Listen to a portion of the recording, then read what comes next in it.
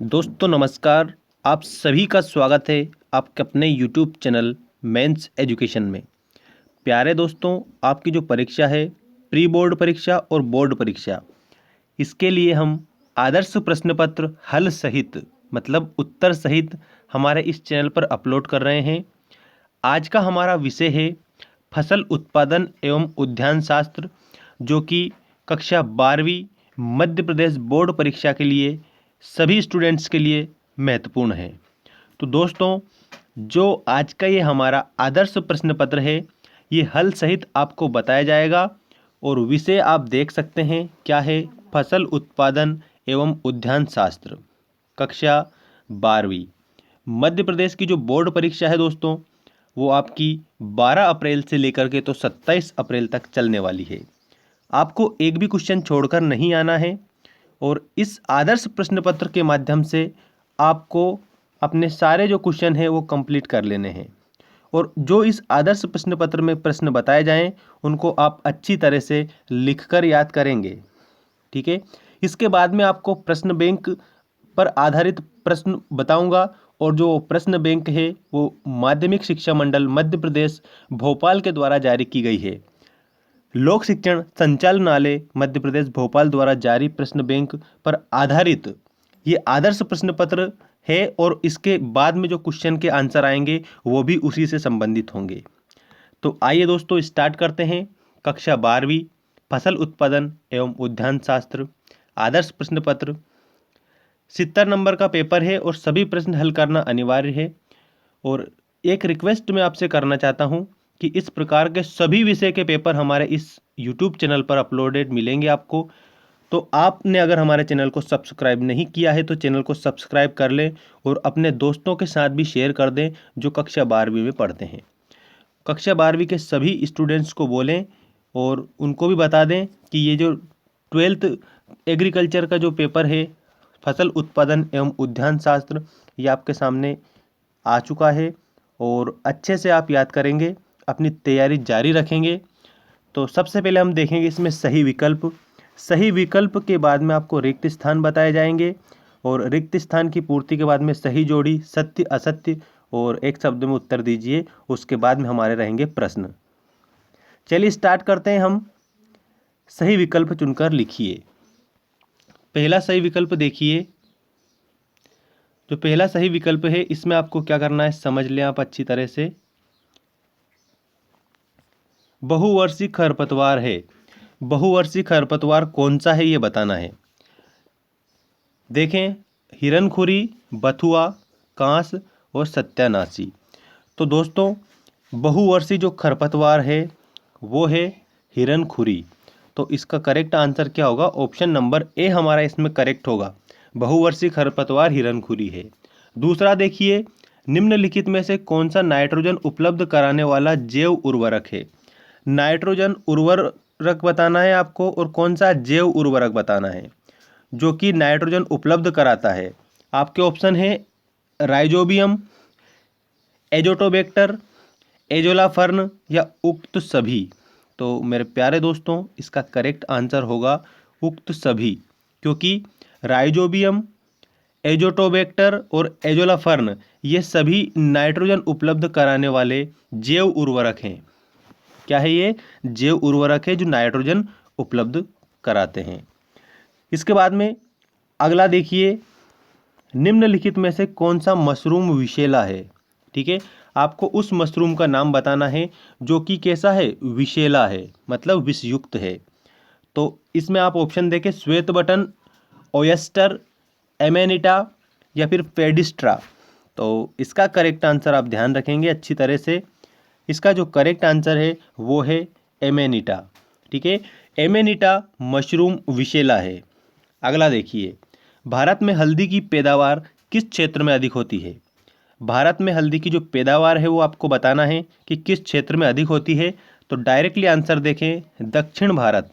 दक्षिणी भारत में हल्दी की जो पैदावार है वो सबसे अधिक होती है। अगला क्वेश्चन, केंद्रीय खाद्य प्रौद्योगिकी अनुसंधान संस्थान स्थित है। केंद्रीय खाद्य प्रौद्योगिकी अनुसंधान संस्थान कहाँ पर स्थित है?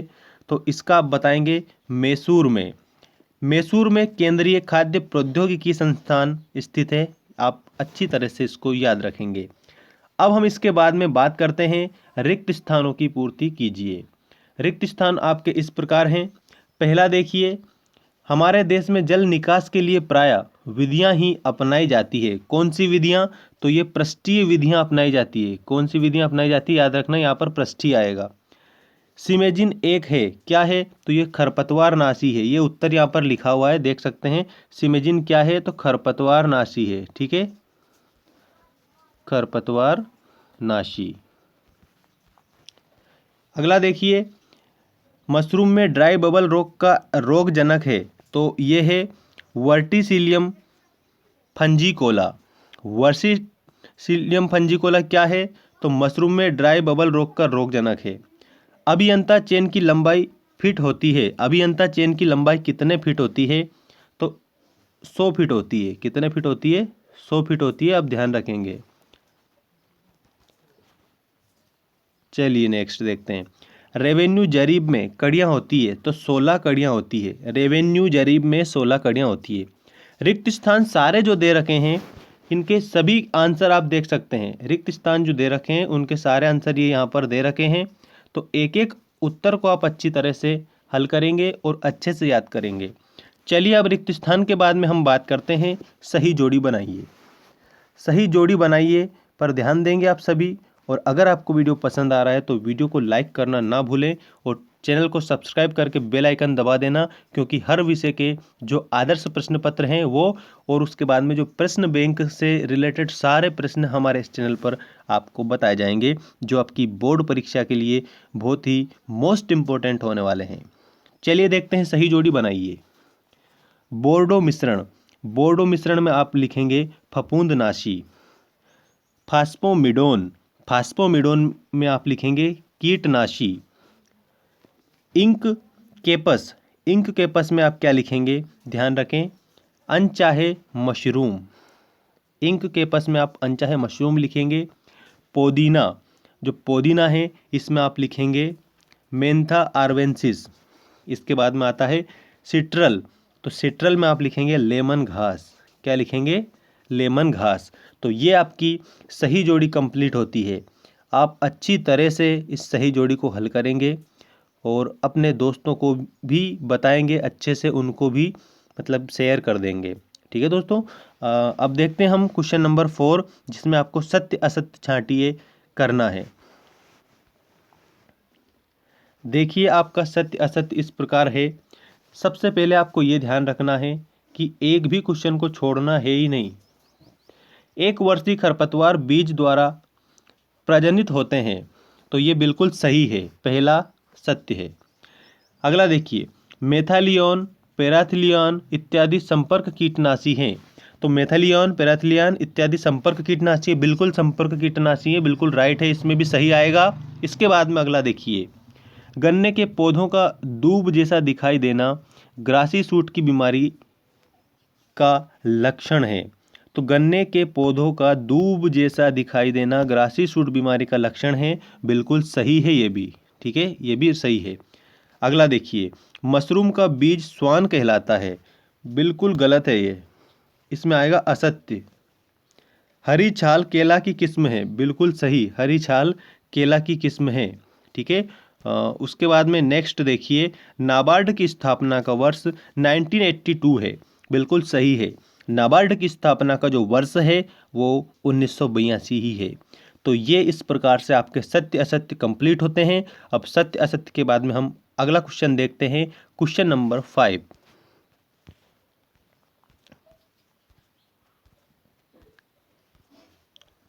देखिए क्वेश्चन नंबर 5। क्वेश्चन नंबर 5 में आपको क्या करना है, पहले उसको समझेंगे आप, उसके बाद में अच्छे से हल करेंगे और सारे क्वेश्चन अच्छे से आपको लिखना है अपनी कॉपी में। ठीक है, चलिए अब देखते हैं, निम्नलिखित में से किन्हीं दो खंडों के उत्तर लिखिए। तो मेरे प्यारे दोस्तों, दो खंडों का अर्थ इसमें क्या है? एक दो तीन, मतलब 3 क्वेश्चन दिए ना, तो 3 में से आपको 2 हल करना है। कितने हल करना है? 3 में से आपको 2 क्वेश्चन हल करना है। आइए देखते हैं सभी क्वेश्चनों के आंसर। पहला देखिए, मतलब सारे क्वेश्चनों के आंसर कहाँ पर मिलेंगे ये मैं अभी आपको बताने वाला हूँ। सिंचाई एवं जल निकास में अंतर लिखिए। कोई 3 आंसर लिखना है। तो इसमें देखना जो अंतर बताया है ना, तो याद रखेंगे आप इसमें। अगर आपके पास में परीक्षा अध्ययन वाली गाइड या फिर आप जिसको कुंजी बोलते हैं अगर है, तो पेज नंबर 11 पर प्रश्न नंबर 9 का उत्तर आपको इसमें मिल जाएगा। ये पूरा का पूरा आदर्श प्रश्न पत्र है, मतलब कि आपका सेट पेपर है जिसमें ऑब्जेक्टिव टाइप क्वेश्चन जितने भी हैं उन सभी के उत्तर तो आपको बता ही दिए जाएंगे।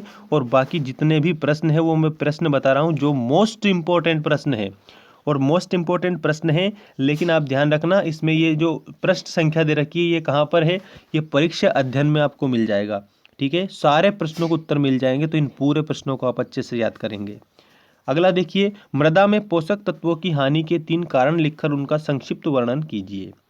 नेक्स्ट है खाद एवं उर्वरक में अंतर लिखिए कोई 3। ठीक है, 2 खंडों को उत्तर देने का मतलब है कि इन तीनों क्वेश्चनों में से आपको 2 क्वेश्चनों के आंसर लिखना है। ठीक है, और कितने नंबर के हैं 2 क्वेश्चन, याद रखना 6 नंबर के हैं, एक प्रश्न 3 नंबर का है। इसके बाद में हम बात करते हैं क्वेश्चन नंबर 6 की। क्वेश्चन नंबर 6 में आप देख सकते हैं, धान मूंग एवं उड़द की 2-2 उन्नत किस्मों के नाम लिखिए। सामान्यतः गन्ने को टुकड़े करके ही क्यों बोया जाता है। शोभाकारी उद्यान के महत्व को बताना है। इसमें भी आपको 2 प्रश्नों के उत्तर लिखना है और ये भी 6 नंबर का है। अब क्वेश्चन नंबर 6 के बाद में हम बात करते हैं क्वेश्चन नंबर 7 की।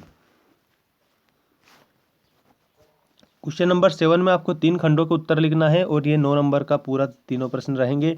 पहला देखिए, अमरूद की 3 बहारों के नाम लिखिए जो बताइए कि उनमें से कौन सी बहार सर्वोत्तम है। उसे लेने के 3 कारण लिखिए।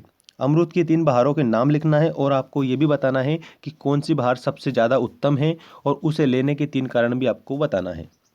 अगला है, फल परिरक्षण के महत्व लिखिए। ब्लाचिंग क्या है इसके लाभ लिखिए। और इसके बाद में जेम तथा जेली में अंतर लिखिए। जेम तथा जेली में अंतर लिखना है। कृषि अर्थशास्त्र का महत्व लिखना है। अब इसके बाद में हम बात करते हैं अगले क्वेश्चन की। 8वां क्वेश्चन जो दे रखा है इसमें भी आपको 2 क्वेश्चन हल करने हैं, लेकिन ये 4 नंबर का रहेगा, तो 4 दूनी 8 नंबर के इसके टोटल रहेंगे। चलिए देखते हैं, 4 जैव उर्वरकों के नाम एवं उनका उपयोग लिखिए। खरपतवारों की प्रमुख विशेषताएं लिखिए। कीटनाशक दवाओं के उपयोग में लाई जाने वाली प्रमुख सावधानियां लिखिए। कीटनाशक जो दवाएं हैं उनके उपयोग में जो लाई जाने वाली सावधानियां हैं वो आपको बताना है। तो ये 8वां प्रश्न कंप्लीट होता है। इसके बाद में हम बात करेंगे क्वेश्चन नंबर 9।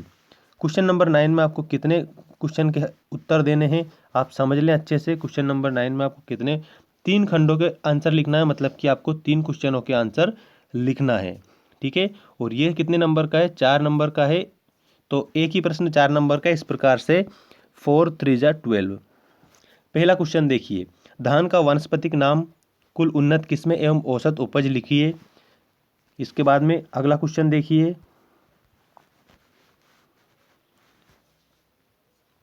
गन्ने की पेड़ी फसल के कोई 4 लाभ एवं हानियां। 4, लान या घास लगाने के तरीकों का वर्णन। कर्तन दाब कलम में 4 अंतर। कर्तन और दाब कलम में अंगूर की लताओं की काट छांट एवं ट्रेनिंग की किन्हीं 4 विधियों का वर्णन करना है। ठीक है, तो ये आपके पूरे के पूरे प्रश्न हैं जिसमें से आपको क्वेश्चन नंबर 10 देखना है। अब ध्यान रखें 9 क्वेश्चन नंबर कंप्लीट होता है। अब हम देखेंगे क्वेश्चन नंबर 10। निम्नलिखित में से किन्हीं 2 खंडों के उत्तर लिखना है और ये भी कितने नंबर का है आपका, 4 नंबर का एक है। तो इस प्रकार से 4 दूनी 8 नंबर का आपका 10वां क्वेश्चन कंप्लीट होगा। चलिए देखते हैं, पहला, आम का एकांतरण फलन क्या है, इसके प्रमुख कारण लिखिए। जेली का अंतिम बिंदु क्या है, इसे कैसे ज्ञात किया जा सकता है, और भू सर्वेक्षण किसे कहते हैं, इसके प्रमुख उद्देश्य लिखिए। तो ये आपके पूरे के पूरे क्वेश्चन कंप्लीट होते हैं। ये 10वां क्वेश्चन, इसमें कितने 2 खंड करने हैं, मतलब 2 क्वेश्चनों को आपको हल करना है। और मैं उम्मीद करता हूँ कि आपको वीडियो ज़रूर पसंद आया होगा, क्योंकि इसमें मैंने पूरा का पूरा आपको फसल उद्यान, ठीक है, ये वाला फसल उत्पादन एवं उद्यान शास्त्र का पेपर बताया है। और पेपर में आपको पूरे ऑब्जेक्टिव टाइप क्वेश्चन के उत्तर भी बता दिए, तो उनको तो आप अभी याद कर ही लेना। और इसके बाद में जितने भी क्वेश्चन बताए हैं उन सभी क्वेश्चनों को क्या करेंगे आप, लिखकर अच्छे से याद करेंगे। ठीक है दोस्तों, तो मिलते हैं नेक्स्ट वीडियो में। ध्यान रखना अच्छी तरह से आप अपनी तैयारी जारी रखेंगे। और अगले वीडियो में प्रश्न बैंक से रिलेटेड क्वेश्चन आएंगे जो मध्य प्रदेश लोक शिक्षण संचालनालय भोपाल द्वारा जारी की गई है। किसके लिए, विद्यार्थियों के अध्ययन के लिए।